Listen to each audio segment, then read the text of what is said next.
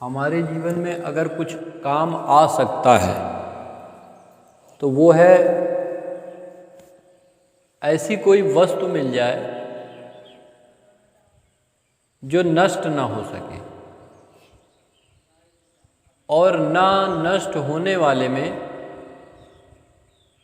सिवाय परमात्मा के तो कुछ है नहीं। और कहाँ है? लेकिन सुना है, पढ़ा है, अनुभव नहीं किया। तो जब मैंने अनुभव नहीं किया तो मेरे लिए वो झूठ के समान है। ज़बरदस्ती मैं ये कहूँ कि नहीं मैं जान गया, तो उसको जो जान लेता है वो बोल ही नहीं पाता, वो गूंगा हो जाता है, क्योंकि ना मुख से उसको बताया जा सकता है, ना आँखों से दिखाया जा सकता है। तो कहने का मतलब यह है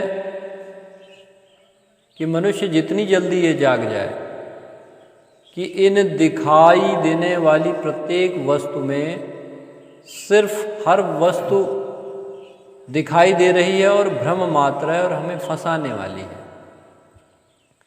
ऐसा मनुष्य खोज में लग जाता है।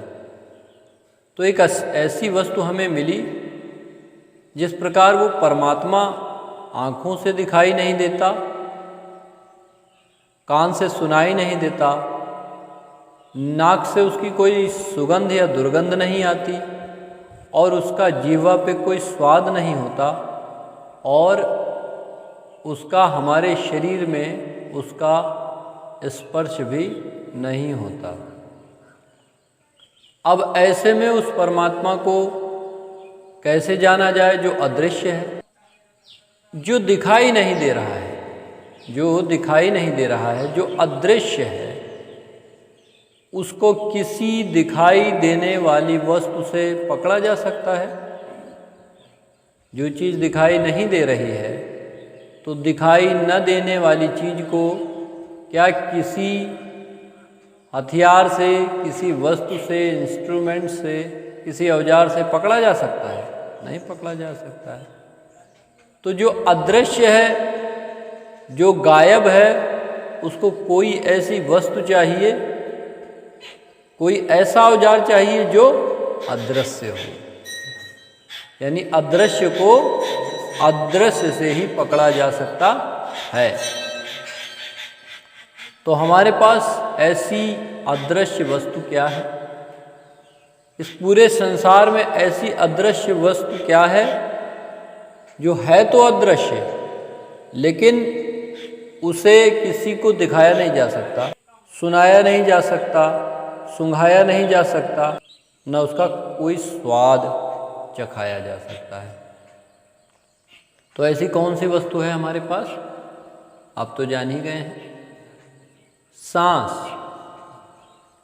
सांस एक ऐसी वस्तु है जो पूरे जीवन मनुष्य जीता तो है, जानता तो है कि सांस है और जीवन चल रही है, श्वासा चल रही है, लेकिन क्या उसको कभी वो ध्यान से बैठ के अनुभव करता है?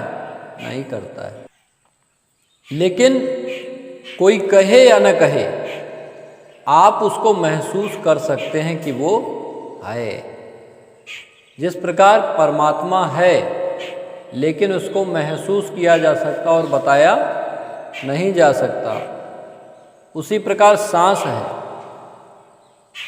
कि उसे आप महसूस कर सकते हैं।